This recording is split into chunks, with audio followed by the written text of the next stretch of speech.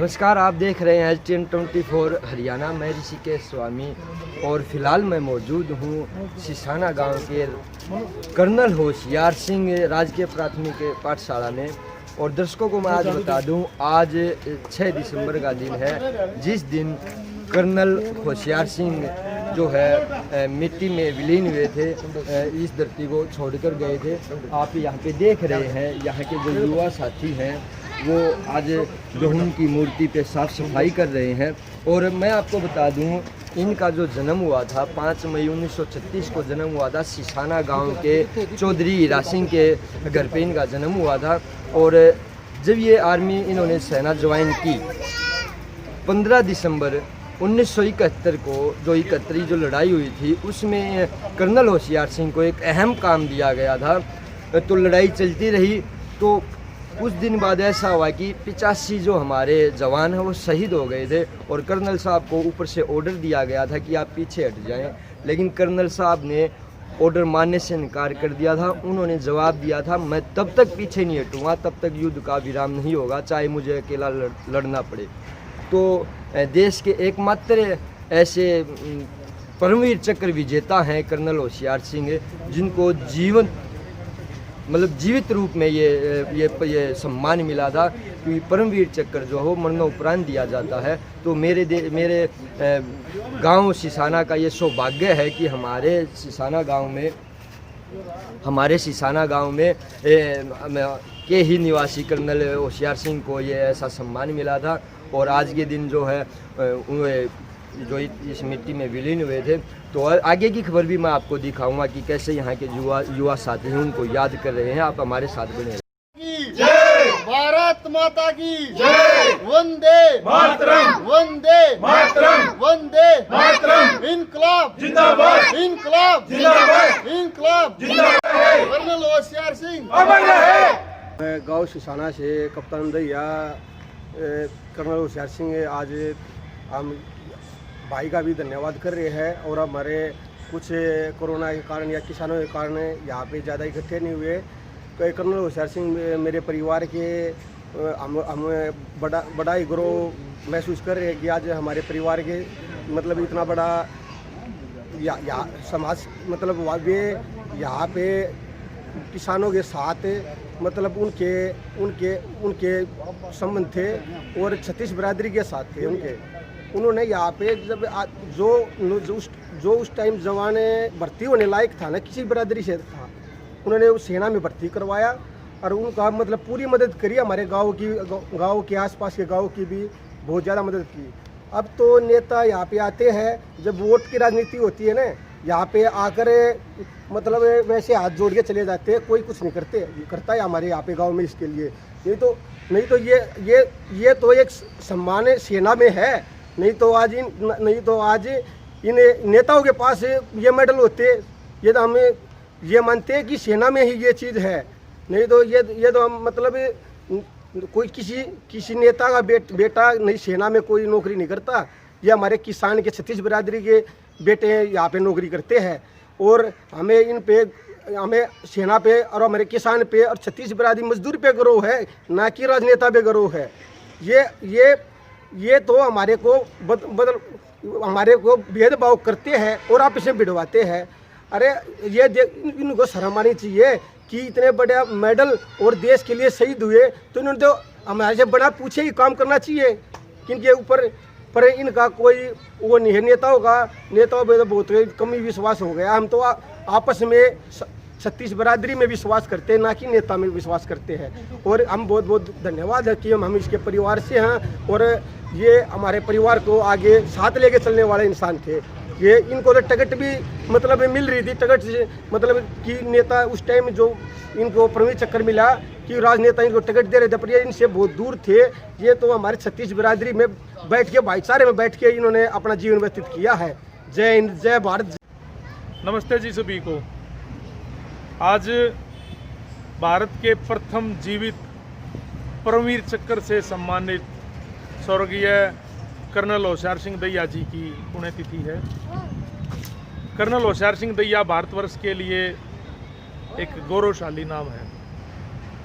मैं सिर्फ सिसाना, हरियाणा, सोनीपत के बारे में नहीं कहूँगा, समस्त भारतवर्ष के लिए बड़े गौरव की बात है। कर्नल साहब ने ऐसी वीरता और महानता का परिचय दिया जो आज भी भारत सरकार के रिकॉर्ड में सुनहरे अक्षरों में लिखा गया है। जैसा मैंने सुना है, आज तक ऐसी वीरता का परिचय शायद किसी ने दिया हो। हालांकि हर सैनिक अपने आप में एक वीर होता है, महान होता है, तुलना उनकी कर नहीं सकते। लेकिन जहां बात आती है इस सम्मान की, जैसा नाम से ही प्रतीत होता है, परमवीर चक्र, तो कर्नल साहब ने ऐसी महानता का परिचय दिया है कि हमारा सीना गर्व से चौड़ा हो जाता है कि हम उस मिट्टी में पैदा हुए हैं जिसको कर्नल साहब जैसे वीरों ने अपने खून पसीने से सींचा है। कर्नल साहब का जन्म 5 मई 1936 को इस वीर भूमि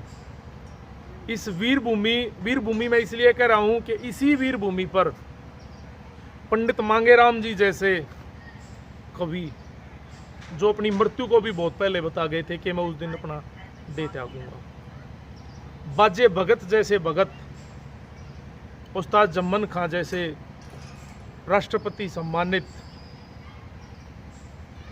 कर्नल साहब जैसे वीर, और इसके चारों तरफ साधु संतों का डेरा, चारों तरफ खेलने वाले बच्चे। तो ऐसी भूमि में कर्नल साहब अपना खून और पसीना देकर गए हैं। युवा इनसे प्रेरित होकर आज सिसाना का हर घर में कोई व्यक्ति बचा होगा, परिवार नहीं बचा है। कोई सेना में, कोई पैरामिलिट्री में, कोई पुलिस में, कोई अन्य विभाग में इनसे प्रेरित होकर अपनी सेवाएं दे रहा है। तो युवा पीढ़ी ऐसे वीरों से कुछ सीखे, अपने जीवन में अपनाए, अपना जीवन सफल बनाए और अपने भारतवर्ष का नाम रोशन करे। कर्नल साहब 6 दिसंबर 1998 को मृत्यु, तो मैं कैसे कहूँ, क्योंकि मरता तो वो है जो कुछ करता ही नहीं है। ये तो वीर होते हैं जो अमर हो जाते हैं। जब तक सृष्टि रहेगी, इस धरती पर कोई प्राणी जीवित रहेगा, तब तक कर्नल साहब जैसे वीरों का नाम ऐसे ही मान और सम्मान के साथ लिया जाएगा। तो ऐसे वीरों का हमें अनुसरण करें, उनके पद चिन्हों पर चलें। जो देखो, मृत्यु तो सबकी निश्चित है, एक समय होता है उसका भी। कर्नल साहब 6 दिसंबर 1998 को इस नश्वर संसार से विदा होकर परमपिता परमात्मा के चरणों में विलीन हो गए, लेकिन छोड़ गए अपने पीछे क्या? अपनी महानता के किस्से, वीरों की गाथाएं और हमारे जैसे नादान बच्चों के लिए अपनी शिक्षाएं। उनके पद चिन्हों पर चलें, वीरों का सम्मान करें। जय हिंद, वंदे मातरम। मुलाकात करवाऊंगा आर्यवर्त वर्ल्ड कमांडो टीम से। ये कोई संस्था या कोई मतलब जैसे समिति नहीं है या कोई क्लब नहीं है। मेरी नज़रों में एक विचारधारा है जो यहाँ के और आसपास के जो युवक हैं उनको जोड़े हुए हैं। और सिसाना गांव में जो आप ये तिरंगा देख रहे हैं 15 अगस्त को जो लगाया गया था, ये इसी विचारधारा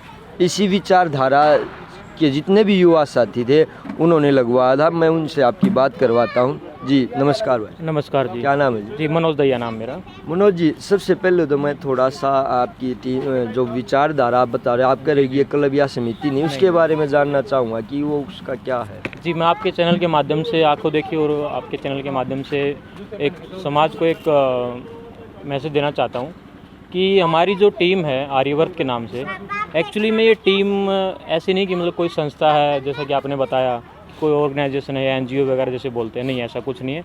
ना इसमें कोई अध्यक्ष है, ना कोई मतलब कार्यकर्ता, कोई पदभार है कि भाई उसको ऐसा माना जाए। यहाँ पे हर तरह के, हर उम्र के, छोटे बच्चों से लेकर बड़ों तक, उम्र बड़ी 70-80 साल की उम्र तक, सेना से रिटायर्ड, सेना में काम कर रहे, पुलिस में काम कर रहे, हर तरह के यहाँ पे जुड़े हुए हैं। सभी मेरे गांव के साथी हैं, हमारे साथी अंकित भी हैं यहाँ पे, जो हर चीज़ में आगे रहते हैं। बड़े भाई शंकर हैं और भी सारे गांव के समस्त जो मेरे साथी हैं, वो एक जो हमारी एक विचारधारा है वो उस पर काम करती है कि समाज में किसी भी तरह की रिक्वायरमेंट होती है, जैसे किसी ज़रूरतमंद को खून की ज़रूरत हो, किसी ज़रूरतमंद को वैसे कुछ भाई आर्थिक सहायता हो, किसी आसपास के गांव में या कहीं भी, वहीं पे हम तैयार रहते हैं। और भी कुछ सामाजिक कार्य हैं, जैसे कुछ भी पेड़ पौधे लगाना है। हमारा आज के टाइम पे सिसाना गांव का स्टेडियम बिल्कुल हरा भरा है। किसी टाइम पे वहाँ बिल्कुल सूखा रहता था, बंजर मिट्टी थी, बिल्कुल नमकीन मिट्टी थी, जिसको बोलते हैं ना खारा पानी, ऐसे था। हमारे साथियों ने वहाँ मेहनत करके छोटे छोटे पेड़ लगा के आज वो पेड़ इतने बड़े बड़े हो गए हैं कि वहाँ पे आप बोल नहीं सकते कि पहले क्या होता था 10 साल पहले। तो मेरी टीम इतनी सहयोगी है कि मैं बस मतलब अपनी टीम का आभार रहता हूँ हर वक्त। जिस टाइम भी, चाहे मैं रात को 12 बजे 1 बजे मैं अपने ग्रुप में या कैसे भी मैसेज डालता हूँ तो सब लोग तैयार रहते हैं। आज आप देख रहे होंगे थोड़ा सा संख्या कम है मेरे साथियों की, क्योंकि इसमें किसान आंदोलन में कुछ लोगों ने अपना सहयोग दे रहे हैं। हाँ, वो 5-6 दिन से वहीं पे रुके हुए हैं, इसलिए नहीं आ पाए हैं। कुछ खेतों में भी लगे हुए हैं, जैसे अभी बिजाई का समय चल रहा है, गेहूं का भी, सरसों का भी, तो इस वजह से थोड़ा कम संख्या है। बट हम बहुत है, इतने भी बहुत हैं। वो बोलते हैं ना कि 100 के बराबर होता है, तो वही काम है हमारा। आज के दिन की अगर हम बात करें, 6 दिसंबर है जी आज, जी जी। और आज ही के दिन जो कर्नल साहब थे वो मिट्टी विलीन हुए थे। जी जी जी। तो हमारे दर्शकों को या जो भी आपको अभी देख रहे हैं उनको इनसे प्रेरित होकर आप क्या मैसेज देना चाहेंगे? देखिए, ताकि जो युवा हैं जी। वो जो रास्ता भटक रहे हैं, नशे की तरफ जा रहे हैं, वो सही रास्ते पे हैं। देखिए, राष्ट्रवाद के मामले में हर एक सिपाही एक बहुत बड़े लेवल पे होता है, अगर हम उसको मान के चलें तो। ठीक है, ये तो हरियाणा तो सौभाग्य रहा है, हर दूसरे घर से कोई न कोई शहीद भी रहा है और सेना में भागीदारी भी रहा है। वो चाहे पुलिस में हो या फिर सेना में हो, बराबर बात होती है, उसको हम अलग नहीं कर सकते हैं, क्योंकि सिपाही सिपाही होता है, चाहे सेना में हो चाहे किसी भी लेवल पे हो। तो 6 दिसंबर को जो निर्वाण दिवस है आज के टाइम पे, मैं तो कहता हूँ कि मतलब जो इनको मिला है परमवीर चक्र, जो जीते जी मिला है, पहले ऐसे आदमी हैं, तो उनसे हमें प्रेरणा स्रोत तो है ही, इसको तो हम नकार नहीं सकते। आज के टाइम पे जो युवा शाम को चले जाते हैं 6 बजे 7 बजे खेतों की तरफ, अपनी गाड़ी लेके, मोटरसाइकिल लेके, वो 5-6 जने बैठे रहते हैं, वो 500-700 पार्टियाँ जो चलती हो, आप समझ सकते हो मैं कहना क्या चाह रहा हूँ। तो उन चीज़ों से थोड़ा सा हम तो कहेंगे उन चीज़ों से दूर रहें। अगर कर भी रहे हैं तो आसपास के बच्चों को थोड़ा देखें। तो ये चीज़ें जो होती हैं तो इसको समाज से दूर रखें। आपको अपने शौक़ पूरे करने हैं तो कहीं और जाके करें। जहाँ समाज में ऐसी चीज़ें हों, जहाँ पे जिस गांव में ऐसी चीज़ें हो राष्ट्रवाद के प्रति, तो वहाँ तो कम से कम मत करो, मेरा तो ये कहना है। तो मैं आपके चैनल के माध्यम से यही कहना चाहूँगा, मेरे युवा साथियों को, मेरे छोटे बड़े भाई बहनों को, बुजुर्गों को मेरा प्रणाम, और छोटे बड़े जो भी हैं उनको प्रेरणा लेनी चाहिए ऐसे उनसे। तो ऐसे सामाजिक कार्यों में हिस्सा लेना चाहिए और अपना समाज के प्रति जो भी कार्य हो सके, जिस भी टाइम हो सके, छोटा हो चाहे बड़ा हो, चाहे कैसे भी हो, तन मन और धन से, तो उसमें ज़रूर हिस्सा लेना चाहिए। धन्यवाद।